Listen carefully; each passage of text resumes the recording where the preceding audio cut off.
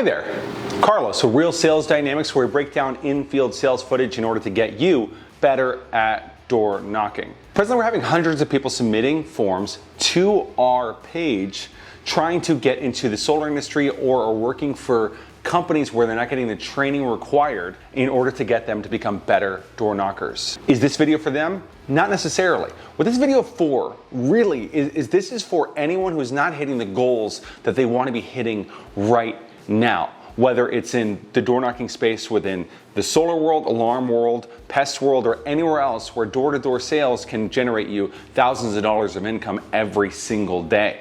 We're going to break down to the 5 main reasons that you're not hitting the numbers that you think you're capable of hitting. The number one reason people fail at this job is actually fear. Fear of the unknown. If you believed that every single 5th door that you knocked would lead to making $6,000 to $10,000, you'd be out there knocking right now instead of watching this video right now. Now that fear is completely understandable. Throughout most people's lives, throughout human history, the chances that someone would yell at them or say no, it was actually quite a rare occurrence because they only spend time with maybe 100 to 150 people during their entire life. Now, you've jumped into this industry where you're meeting hundreds of people every single day. What happens is that you begin to get into a cycle where one door beats you up, then you take the energy from that door and you bring it on to the next customer who didn't even know that other customer.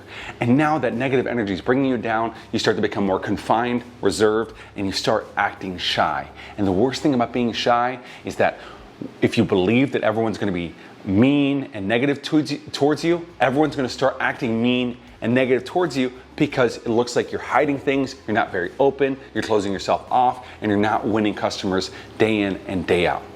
The only way to break through that fear is to essentially act. Act as if you've already signed up 800 customers. Act as if every single customer out there has what you want, and it's up to you as to whether or not you want to give it to them. Right? You have the capability to save people hundreds of thousands of dollars, build equity in their homes, and you have to act with that level of confidence, conviction in your tonality and your tone of voice every single day on every single door, and you have to work consistently by creating a schedule in your life to where those are the exact hours you're going to be knocking every single day. It's not a matter of I'm going to make sure that I get 100 interactions today. It's going to be a matter of I'm going to make sure that I'm knocking from, let's say, 2 to 8 p.m. every single day. And if you can hold to that, that gives you a win every single day. And the harder you work, the luckier you get, the less times that you're going to end up failing, and the more times you're going to start succeeding. Do you find yourself scrolling solar videos all over the entire internet? Maybe you're in solar right now and you're lacking the type of training that you're seeing on Real Sales Dynamics. Or maybe you're just that lone mortgage broker, car sales guy, or Walmart employee who's looking to make a major change in their life for the better. Well, we have a solution for you. Right now, we have a couple slots open for a solar boot camp. One going on in San Diego, California, and another one going on in Tampa, Florida. Click the submission below to see if there's any slots left. See you guys there. So the second reason you're failing is because you're not sticking to the script. We actually have a word for this. It's called the Franken-pitch. Let's say you join a door knocking office that's really succeeding, and they came out with an amazing pitch that has been developed after years of door knocking. You are fresh to door knocking. You read up that pitch, you kind of memorize it, then you go out, you fail on your first 5 doors. So you start thinking, I'm gonna jump on YouTube, I'm gonna find 50 different pitches.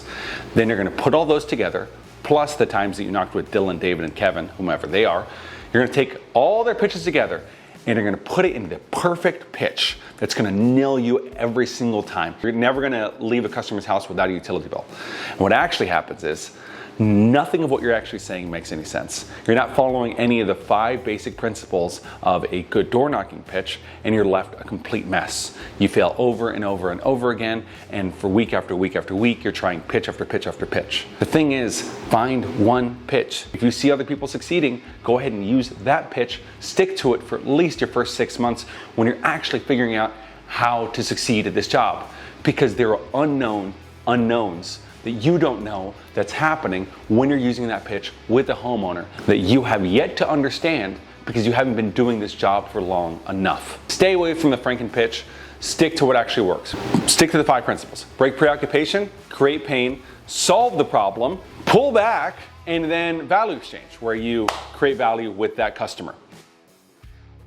The third reason you're failing is for a very specific reason within that pitch, which is pulling back. What do we mean by pull back?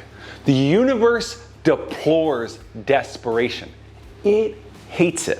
Whenever you're a desperate, smelly salesman, it doesn't matter if you have the greatest thing in the world, no one's gonna believe you. If you had 100% trust with any single customer you talk to, everyone would already have solar.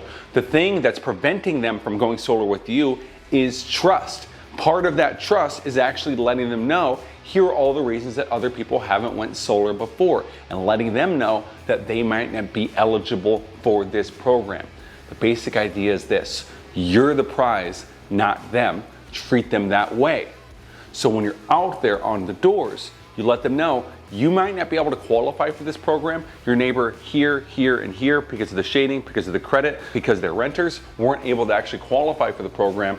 All I'm trying to see is if you're gonna be a good candidate for this particular program. Right? I don't have the panels in my car. My job is just to see if you're gonna be a good candidate. Right? You have to pull back every single time throughout your sales process, or you're gonna lose the customer. Because they have an innate skepticism that is just, why hasn't everyone around them already went solar? You need to let them know why they haven't. Now, let's say you got the bill. You set the appointment. You're doing a great job. You're gonna go to your first ever close. You get to the house and you think, they told me they just wanna see the numbers. You know what I'm gonna do? I'm just gonna show them the numbers. That'll show them. They're absolutely gonna go with me today because I showed them exactly what the price is gonna be. And it doesn't work. And you don't close your deal. Do you know why? Do you know why? Because price is relative. They don't understand the reason for the price. You have to sell your customers a story about why your product makes sense, where they're 10 out of 10 on you, 10 out of 10 on the company, 10 out of 10 on the product. Then they'll move forward with you until they completely understand the who, what, when, where, and how as to why you're there, why they're there, and why you're selling them, and how they're gonna be sold. They're not actually gonna move forward with you. They're gonna treat you like the order taker that you're being. Now, a lot of companies have a framework for a pitch. Not a lot actually have a framework for a close. So I'm gonna let you in on a little secret. It's pretty simple. There's 5 basic steps. First, clarify why you're meeting. What's the good, bad, and ugly that you've heard about solar? Why you're looking to meet up for solar today, right? Why are we having this conversation? There's about 20 different reasons why someone might want to go solar. It's your job to figure out the 3 main reasons, right? Is it to eliminate their utility bill, raise their equity, protect them in cases of hurricane, right? Figure out the 3 main reasons that they are there today. Next, what you're going to do is overview their past pain, right? Here's what you're spending with your utility right now. Here's what you're projected to be spending in 5 years. Your job, when you show them the price, is to compare their price to what they'd be spending in 5 years, not what they're spending today. Most of your contracts are 25-year contracts.